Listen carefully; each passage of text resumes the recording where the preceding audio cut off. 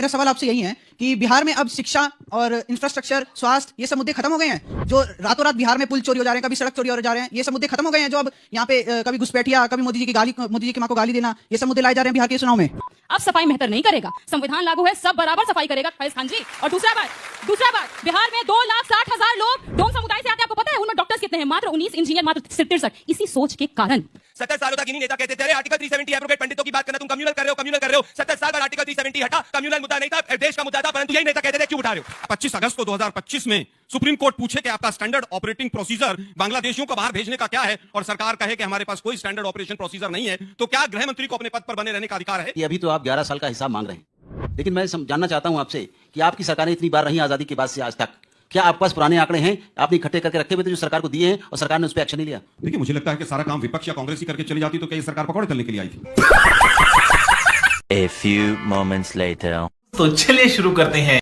अमित शाह जी देश के गृह मंत्री हैं। मुझे लगता है कि पहली बार ऐसा इस देश में हो रहा है कि गृह मंत्री खुद ढोल पीट रहे हैं कि हम इनकॉम्पिटेंट हैं। आंकड़ों से समझिए कैसे इनकॉम्पिटेंट है। 2004 से लेके 2013 के बीच में हमने कितने घुसपैठिए बाहर डिपोर्ट किए? दैट्स 90,000। अब हम इनके आंकड़े पर आते हैं। 2014 से लेके 2025 तक इन्होंने कितने डिपोर्ट किए?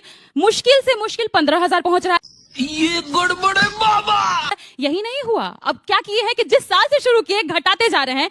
हमने 2013 में कुल 5,234 घुसपैठियों को डिपोर्ट किया। इनका आंकड़ा सुनिए, 14,989, 2015 474, 2016 308, 2017 51। मतलब कि खुद आप घुसपैठियों को निकाल नहीं रहे हैं तो आपको कौन दायित्व देता है कि आप घुसपैठियों में बात करें? करिए, लेकिन निकालिए तो सही।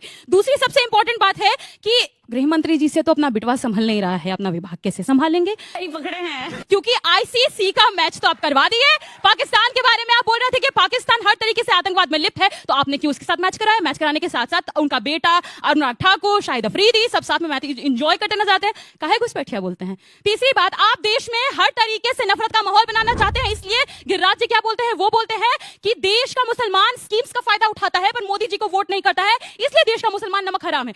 इस हिसाब से उनके आर्ग्यूमेंट को मैं काउंटर करती हूं, पूछती हूं, जब हमारी भी तो सरकार थी इतने सालों से, तो आप भी हमको वोट नहीं किया, भाजपा में गए, तो हमारी स्कीम का फायदा तो आप भी उठा रहे थे, तो नमक हराम कौन हुआ आपके आर्ग्यूमेंट के हिसाब से? शाबाश। उसके बाद इंपॉर्टेंट, घुसपैठिया हमारे लिए मुद्दा बिल्कुल भी नहीं है, क्योंकि यहां जितने लोग बैठे हैं, जिस सबको मैं देख रही हूं, सब युवा हैं। कोई पकौड़ा नहीं तलना चाहेगा पढ़ाई लिखाई के बाद। मैं इसलिए ये बात करती हूं क्योंकि 3 करोड़ दलित बिहार में रहते हैं। सरकारी नौकरी का आंकड़ा बता रही हूं मात्र 23,000 के पास है। अब हमको नौकरी का मुद्दा चाहिए कि घुसपैठिया का मुद्दा चाहिए? तू समझा? हाँ। नहीं, तू समझा नहीं। अब क्या घुसपैठिया चुनावी मुद्दा है? देखिए, मुझे लगता है कि 20 साल एक पार्टी ने सरकार चलाई और 11 साल से केंद्र में सरकार है, और उसके बाद भी घुसपैठिया अगर मुद्दा है तो दोनों सरकारें अपने आप को बेनकाब कर रही हैं। मोदी जी की सरकार भी और नीतीश कुमार जी की भी क्या 20 साल में पूरी तरह से फेल रहे हैं। इस सरकार के पास कोई आंकड़ा नहीं।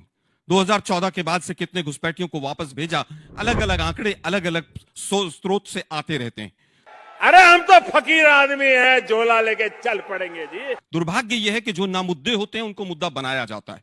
घुसपैठिया राष्ट्रीय सुरक्षा का मुद्दा हो सकता है, लोकसभा के चुनाव में एक मुद्दा हो सकता है, लेकिन अगर 11 साल 12 साल के बाद केंद्र में जो सरकार है, जो घुसपैठियों को रोकने के लिए जिसकी जिम्मेदारी है, जो गृह मंत्री और जो प्रधानमंत्री जिम्मेदार हैं, अगर वही मुद्दा बनाते हैं तो इसका मतलब उनकी सरकार फेल है और वो बाकी सारे मुद्दों से ध्यान भटकाना चाहते हैं। मुद्दा है शिक्षा का, पलायन का, भ्रष्टाचार का, 70 करोड़ के भ्रष्टाचार जो सीएजी ने उजागर किया है, वोट चोरी का, महिला सुरक्षा का। पटना और दिल्ली सबसे ज्यादा असुरक्षित है महिलाओं के लिए, कैसे बच्चे दिल्ली में पढ़ने आते हैं, ये तमाम मुद्दे हैं। लेकिन मोदी जी की आदत है, लोकसभा का चुनाव होगा तो 80-20 की बात करेंगे, ज्यादा बच्चे वाले, कम बच्चे वाले, शमशान, कब्रिस्तान, मंगलसूत्र, भैंस खोल ले जाएंगे, मुजरा, पता नहीं कहां कहां से शब्द लेकर आते हैं। वह क्या सीन है? इसी तरह से मोदी जी, अब आप घुसपैठियों की बात कर रहे हैं तो आप अपनी बेनकाबी कर रहे हैं। मेरे पूर्व वक्ता ने कहा कि 2 करोड़ वहां पर है। आज तक एक ही आकलन हुआ है और उसमें केवल आसाम में हुआ है कि 17 लाख वहां पर बांग्लादेशी पाए गए। जितना भी आप कोई भी आंकड़ा उठाकर देख लीजिए, 2013 के बाद 14 के बाद आपको कोई भी ऑथेंटिक आंकड़ा नहीं मिलेगा। 11 साल 12 साल के बाद आपको डेमोग्राफिक शिफ्ट की बात याद आती है। वेस्ट बंगाल आएगा तो घुसपैठिया मुद्दा, झारखंड आएगा तो मुद्दा, आसाम आएगा तो मुद्दा, दिल्ली आएगा तो मुद्दा। अब बिहार का चुनाव हो तो सारे घुसपैठिए बिहार में चले गए। दिल्ली वाले सब वापस भेज दिए इन्होंने, लाला रामदेव के ट्रक में भर के वापस भेज दिए सारे के सारे। आज तक इनके पास कोई आंकड़ा नहीं है, मुद्दों को भटकाने का केवल आंकड़ा है। समय समाप्त हुआ, तालियां भाई सबके लिए, बहुत अच्छा। Thank you. सर मेरा सवाल आपसे यही है कि बिहार में अब शिक्षा और इंफ्रास्ट्रक्चर, स्वास्थ्य, ये सब मुद्दे खत्म हो गए हैं। जो रातों रात बिहार में पुल चोरी हो जा रहे हैं, कभी सड़क चोरी हो जा रहे हैं, ये सब मुद्दे खत्म हो गए हैं। जो अब यहाँ पे कभी घुसपैठिया, कभी मोदी जी की माँ को गाली देना, ये सब मुद्दे लाए जा रहे हैं बिहार के चुनाव में। तुम्हें अच्छा लगेगा अगर तुम्हारी माँ को गाली दी जाए? ये क्या बात करता है यार? अरे नहीं अच्छा प्रभु, लगेगा। प्रभु। किसी को भी कभी अच्छा नहीं लगेगा किसी की भी माँ को गाली दी जाए। बात चुनाव के उससे नहीं जुड़ी हुई रहती है। मैम मेरा मुद्दा ये है कि आपने कहा कि बीजेपी के कार्यकाल में जॉब्स नहीं मिल रही है, सरकारी जो नौकरियां हैं वो कम हो गई है और जो दलित पिछड़ा हुआ वर्ग है वो वहीं रह जा रहा है। पर आप ये नहीं देख रही कि वही जो घुसपैठी है वही बांग्लादेशी हमारी छाती पर आकर बैठ गए। चलिए तो इसका जवाब देते हुए आप बोलेंगे।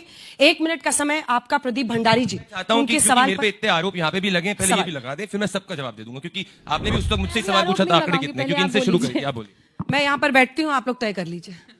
अरे कहना क्या चाहते हो? पहले प्रियंका सवाल- भारती जी, प्रियंका भारती जी, ठीक है, इस विषय पर बोलने का आपका 60 सेकंड का समय शुरू होता है अब। सबसे पहले मैं कंडेम करना चाहूंगी जो अभी इससे पहले फैज खान जी यहाँ पर आए थे, उन्होंने कहा सफाई मेहतर करेगा ना। अब सफाई मेहतर नहीं करेगा, संविधान लागू है, सब बराबर सफाई करेगा फैज खान जी। और दूसरा बात, बिहार में 2,60,000 लोग डोम समुदाय से आते हैं, आपको पता है उनमें डॉक्टर्स कितने हैं? मात्र 19, इंजीनियर मात्र 63। इसी सोच के कारण झुके रहना पड़ेगा मेरे आगे।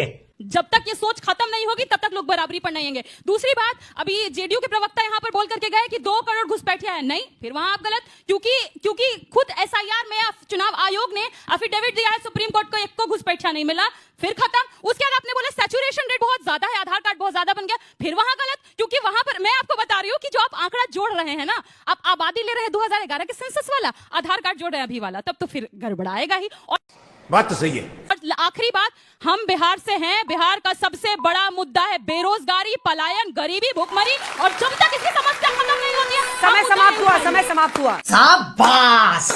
अब चलिए उस बच्चे के सवाल का जवाब देने का और जो आपका रिबटल आपको करना हो किसी पार्टिसिपेंट का, आपका 60 सेकंड का समय प्रदीप भंडारी जी शुरू होता है अब। यहाँ पे एक जज झारखंड से आते हैं। झारखंड के अंदर कोई भी जाएगा देखेगा कि वहां पे संथाल परगना के अंदर डेमोग्राफी बदली जा रही है और वहां पे घुसपैठिया बढ़ रहे हैं। ये बात मैंने नहीं, झारखंड हाईकोर्ट ने कहा। यहाँ पे एक जज जम्मू कश्मीर से आती है। 70 सालों तक इन्हीं नेता कहते थे अरे आर्टिकल 370 एब्रोगेट, पंडितों की बात करना, तुम कम्युनल कर रहे हो। 70 साल बाद आर्टिकल 370 हटा, कम्युनल मुद्दा नहीं था, देश का मुद्दा था, परंतु यही नेता कहते थे क्यों उठा रहे हो। अब ये क्या है? मैं आता हूं घुसपैठियों के मुद्दे पे। जब एनआरसी लागू करने की बात हुई थी, कौन से लालटेन वाले थे घूमते थे जिन्हें बिहार को 70 साल तक सिर्फ लालटेन दिया? क्या बोले लालटेन वालों ने? अरे एनआरसी ला रहे हो। क्या इंटेंट था एनआरसी का? घुसपैठिया हटाने का इंटेंट था। कौन विरोध में आए थे? यही विरोध में आए थे। सीए के वक्त क्या कहा था? मुसलमानों की नागरिकता चली जाएगी। कोई एक मुसलमान की नागरिकता गई? पूछना चाहता हूं किसी से, बताओ गई? ये पूरे वक्तव्य में मैंने मुसलमान शब्द का प्रयोग नहीं किया। ये मुसलमान को लेके आए। अरे भारत में अब भारतीयों को होगा, भारतीय मुसलमान को होगा, भारतीय हिंदू का होगा, भारतीय क्रिश्चियन का होगा। मैं नहीं मानता। घुसपैठियों का क्यों होगा? रोजगार भी भारतीयों को मिलेगा। बिहार की बात करते हैं। समय समाप्त हुआ। आपका समय शुरू होता है अब। देखिए, मुझे लगता है घर का मुखिया ही 11 साल के बाद कहे कि मेरे घर में घुसपैठिए घुस आए हैं और मेरे घर के संसाधन खा गए हैं, तो क्या उस मुखिया को घर का मुखिया बने रहने का कोई अधिकार है?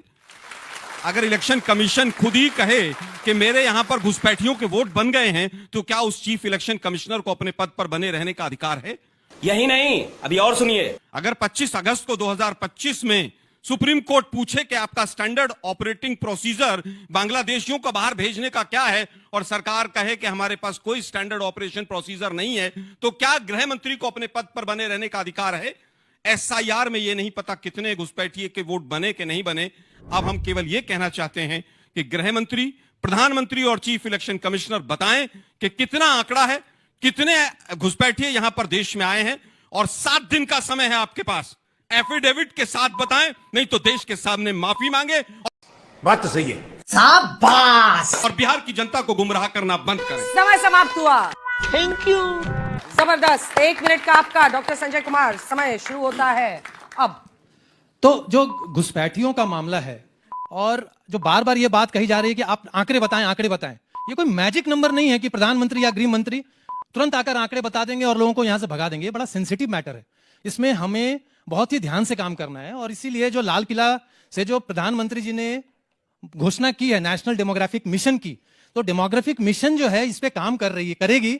और जो भी एसआईआर के अंदर भी जो डिलीशन हुआ है उसमें भी बहुत सारे लोग ऐसे निकलेंगे। तो ये स्टेप वाइज धीरे धीरे किया जा रहा है। झूठ बोलो, बार बार झूठ बोलो। मैं तो मानता हूं कि एक पुरानी कहावत है, Rome was not built in a day.